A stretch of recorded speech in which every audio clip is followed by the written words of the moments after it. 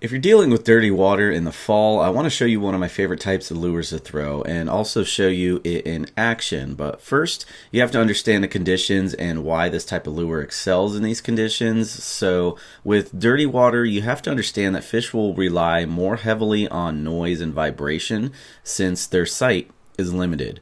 The strike zone also becomes much smaller in dirty water, and fish will hold tighter to structure for their own safety. A large paddletail is my go-to, such as a 5-inch mulligan bomber. You can cast this lure a mile, and since it's a paddletail, you can cover more water quickly. And due to the larger profile, it makes more of a disturbance and commotion in the water that fish can pick up on in dirty water, as opposed to using a very small lure. Not to mention, the bigger lures tend to work better in the fall because the bait fish are bigger this time of year as well. Now, being able to cover water quickly is very important, especially if you need to make multiple casts to a spot, since, like I said, the fish will be closer to structure and the strike zone is smaller. So really quick, let's go over the lure and gear that I'm using, and then we'll get into the on the water action. This is a 5-inch mulligan bomber paddletail in the Slam Shady color. Most people go darker in dark water, but this color excels in all types and conditions, which you will see here shortly in this video. Now, the rod setup is a 7'6" slam stick medium power fast action paired with an Otis 2500 spinning reel. I've got 10-pound Daiwa J-Braid on this setup and 15-pound Ande monofilament leader.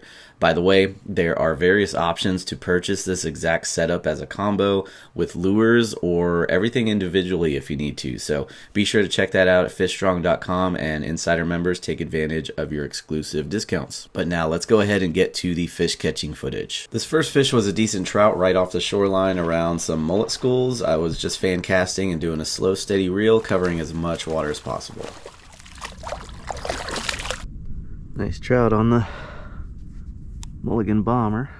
Just to show how I easily found these spots, I was using the Smart Fishing Spots app and turned on the Smart Spots layer, which gives me highlighted areas that are ideal based on the current conditions at the time that I am fishing. You can find this app on the App Store and Google Play. It's called Smart Fishing Spots. Nice red. Very nice red on the bomber. Mulligan bomber. Good fish. Really good fish. Just around this wind protected point here. Made a cast just past that point. The wind's wrapping around this point right here. Tossed that mulligan bomber and he slammed it. Just doing a steady reel. Slam stick, 7'6", Otis 2500. Spinning reel and 10-pound braid, Daiwa J-Braid. Using these bigger lures in dirty water, choppy water, wind. Get better casting distance, and these bigger lures, easier for these fish to find in this dirty water. That's a really nice red. Hope we don't lose them. Here, buddy. Good in the net. Nice fish.